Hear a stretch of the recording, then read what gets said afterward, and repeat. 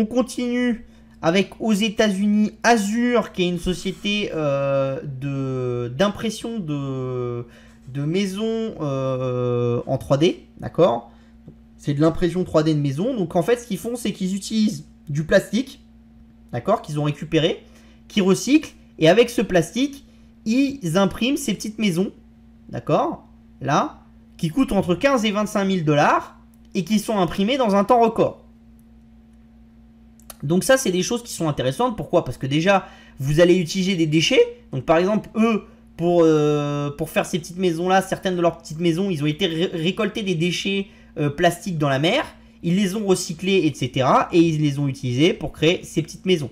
Donc ça, c'est considérable parce que des déchets plastiques, on en a beaucoup. Donc si vous avez une capacité de créer des maisons qui sont même petites mais optimales avec des déchets plastiques, ça peut être intéressant. La société, elle affirme qu'elle peut aller 70% plus rapidement que les constructeurs traditionnels et qu'elle est 30% moins chère que les maisons traditionnelles. Ça, vous savez, je vous l'ai déjà dit, la problématique dans l'immobilier, c'est que les innovations dans l'immobilier ont été assez limitées ces dernières années, d'accord? Et il n'y a pas eu de grosses innovations qui ont fait baisser le prix trop fortement des travaux. Il y en a eu un petit peu, parce que en gros, ce qui a le plus monté dans le prix global d'une maison ou d'un appartement, c'est le foncier de base. C'est-à-dire, c'est le terrain sur lequel c'est bâti. C'est ça qui a pris énormément de valeur dans le temps. La maison, etc., et la complexité de construire une maison ou de construire un immeuble, elle a augmenté, mais en même temps, on a été capable de diminuer certains coûts. D'accord? On a fait des gains d'expérience. Mais les gains d'expérience dans l'immobilier, c'est ceux qui ont été, et dans la construction surtout, c'est ceux qui ont été les plus petits possibles.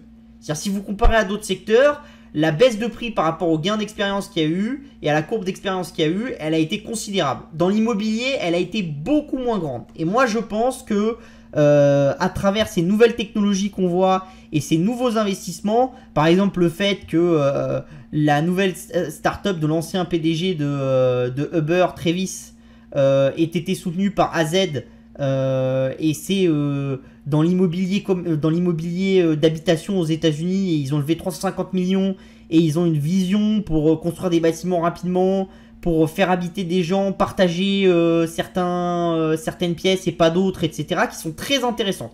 Et il y a une vraie innovation dans l'immobilier, en partie aussi parce que l'immobilier devient inaccessible, et donc le seul moyen de le rendre accessible au plus grand monde, etc., c'est d'aller là-dessus. Et il ne faut pas oublier une chose, c'est que les moguls de la tech, ils aiment bien, plus ce qu'il y a à adresser est complexe, et plus ce qu'il y a à adresser à une importance sociale qui est forte, plus vous allez avoir tendance à avoir des titans de la tech s'y intéresser. Pourquoi? Parce que voilà, quand vous êtes Mark Zuckerberg, quand vous êtes